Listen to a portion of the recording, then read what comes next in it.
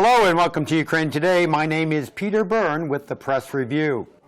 The front page of USA Today displays a map of Ukraine that does not include the Crimean Peninsula, which Moscow seized last year and voted to formally annex in March. Foreign Policy magazine notes the following. It's unclear if this exclusion of Crimea, first flagged by loyal FP readers, is the result of a conscious editorial decision or a mistake.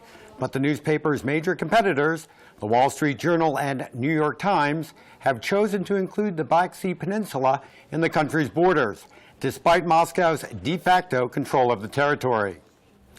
Melik Kylan, a contributor to Forbes magazine, meanwhile, writes that U.S. President Barack Obama and German Chancellor Angela Merkel are clueless on Ukraine.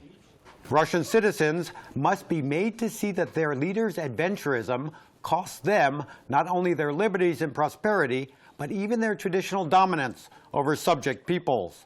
At the moment, they're persuaded that Putin embodies their sense of pride, and they've had to sacrifice too little for that delusion.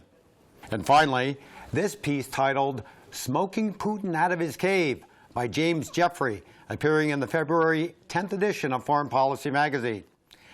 Putin has said that the breakup of the Soviet Union was the biggest geopolitical disaster of the century. But the biggest geopolitical question in European security over the past 25 years is not whether Russia accepts its loss in the Cold War, but whether it recognizes that, in modern Europe, losing the Cold War has no more impact on a state's status and its people's welfare than Germany losing World War II.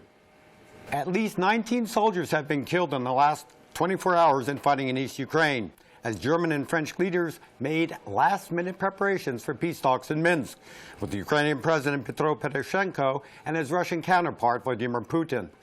The widely anticipated talks will hopefully send a clear signal to the Kremlin that Ukraine and the West will continue to resist Russian aggression.